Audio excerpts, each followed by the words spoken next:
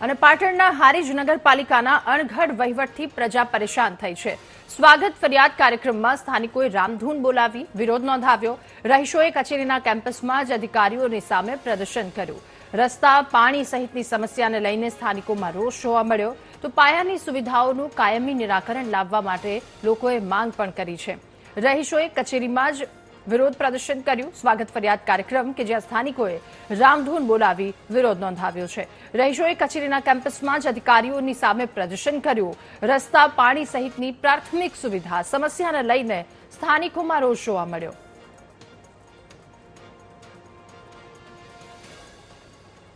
ભાજપ શાસિત હારીજ નગરપાલિકાની અંદર જે રીતે છેલ્લા ઘણા સમયથી આ વિસ્તારની જે રીતે આ સમગ્ર હારીજ શહેરની અંદર દુર્દશા ફેલાઈ છે તેને લઈને અત્યારે સ્થાનિક લોકો અત્યારે વિરોધ કરી રહ્યા છે અને જે રીતે દ્રશ્યો જોઈ શકાય છે કે મામલતદાર કચેરી આજે જ્યારે સ્વાગત ફરિયાદ યોજાઈ રહી છે ત્યારે હારીજ શહેરના જે સ્થાનિક લોકો છે તે અહીંયા મામલતદાર કચેરીએ પહોંચ્યા છે ને અહીંયા તેઓએ રોડ રસ્તા અને પીવાના પાણીને લઈને જે રીતે રામધૂન બોલાવી રહ્યા છે અને પોતાનો વિરોધ નોંધાવી રહ્યા છે। અનેક વખત હારીજ નગરપાલિકાની અંદર રજૂઆતો કરવામાં આવી છે તેમ છતાં હારીજ પાલિકા વિભાગ કોઈ પણ વિસ્તારના જે સમસ્યા છે તેને સમસ્યાનું નિવેડો લાવવામાં નિષ્ફળ નીવડી છે। તેને લઈને જે સ્થાનિકો છે અનેક વખત રજૂઆતો કરે છે પરંતુ તેઓની એક પણ સમસ્યાનો કોઈ પણ જાતનો નિકાલ ન આવવાના કારણે આજે સ્થાનિકો અહીંયા એકઠા થયા છે અને એકઠા થઈને અહીંયા મામલતદાર કચેરીએ પોતાનો વિરોધ નોંધાવીને રામધૂન બોલાવી રહ્યા છે। એટલે કહી શકાય કે સમગ્ર હારીજ શહેરની અંદર અત્યારે રોડ રસ્તા પીવાના પાણી સહિતની અનેક સમસ્યાઓથી સમગ્ર હારીજના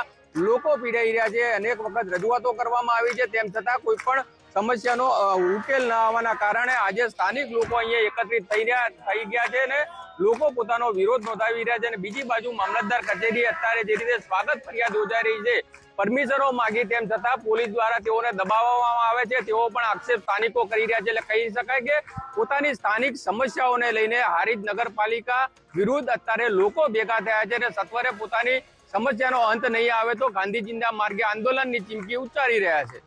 ભરત પ્રજાપતિ, વીટીવી ન્યૂઝ, પાટણ।